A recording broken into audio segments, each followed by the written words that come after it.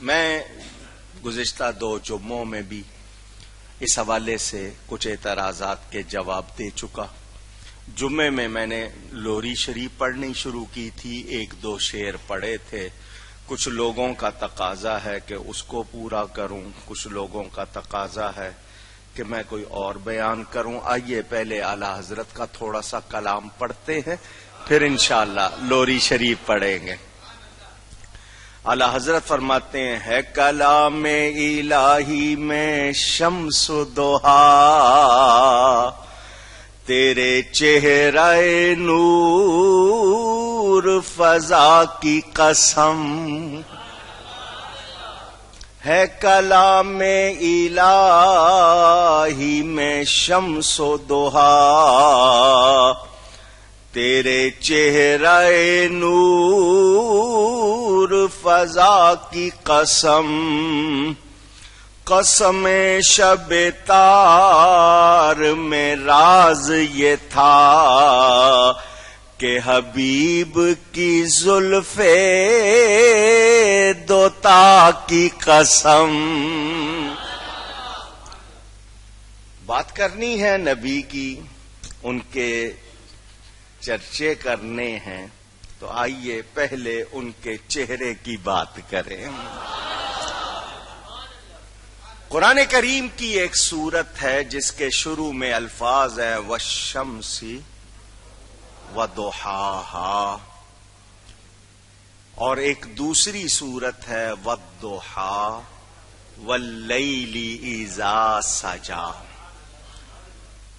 مفسرین کرام جو قرآن کی تفسیر بیان کرتے ہیں ان کا کہنا ہے کہ والشمس وضحاہا اور والضحیٰ سے مراد نبی پاک صلی اللہ علیہ وسلم کا مبارک پر نور چہرہ ہے، اور اللہ تعالی نے اس کی قسم یاد فرمائی ہے.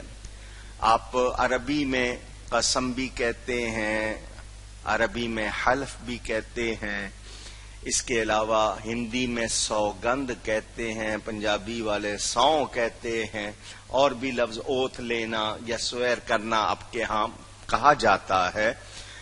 یہ شمس اور ضحیٰ دونوں لفظوں سے اللہ تعالی نے اپنے حبیب کے چہرے کی قسم یاد فرمائی ہے.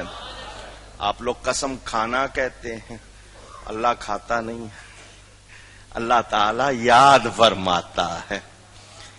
تفسیر عزیزی میں حضرت شاہ عبدالعزیز محدث دہلوی جو بیٹے ہیں حضرت شاہ ولی اللہ کے، جن کو دوسرے بھی سراج الہند کہتے ہیں، وہ کہتے ہیں کہ شمس اور ضحیٰ سے مراد نبی پاک صلی اللہ علیہ وسلم کا چہرہ ہے.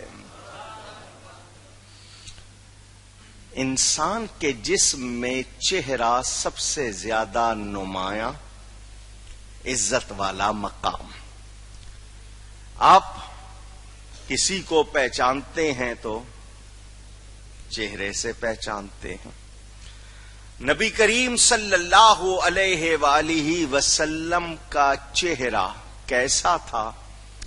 حضرت ابن ابی رواحہ رضی اللہ تعالی عنہ صحابی ہیں، ان کی ایک بات سن لو اور اس سے پہچان لو. وہ کہتے ہیں اللہ تعالی نے آپ کو نبی بنایا، نبوت کے لیے معجزات عطا فرمائے، بہت سے کمالات عطا فرمائے. اللہ کوئی اور کمال ظاہر نہ بھی فرماتا تو آپ کا چہرہ آپ کی نبوت کی دلیل کے لیے کافی تھا. وہ چہرہ اتنا پیارا تھا کہ وہی نبوت کی دلیل کے لیے کیا تھا؟ کافی تھا. اب اس چہرے کی ہی بات کروں تو ساری رات اسی میں لگے. صحابہ کہتے ہیں ہمیں غم ہوتا، پریشان ہوتے، روتے ہوتے، تکلیف ہوتی، حضور کو دیکھتے تھے غم بھول جاتے تھے. اللہ تعالی نے وہ چہرہ ہی اتنا پیارا بنایا تھا. یہ نور فضا، یعنی نور اس سے صرف یہ نہیں کہ اس سے نور جھلکتا ہے، اس سے نور ملتا ہے، اس سے نور.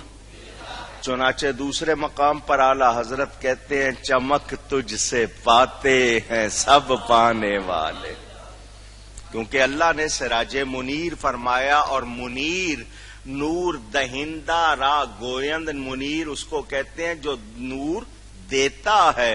تو سرکار صرف خود نور نہیں ہے، جو دیکھ لے میرے آقا کو وہ بھی نور ہو جاتا. حضرت ابو بکر، حضرت عمر، حضرت عثمان، حضرت علی، تمام صحابہ بولیں یہ نورانی جماعت بنی یا نہیں بنی؟ میرے آقا کو دیکھ کے بنی تھی. حضور صلی اللہ علیہ وآلہ وسلم کا چہرہ اقدس اللہ تعالی نے بڑا پیارا بنایا تھا.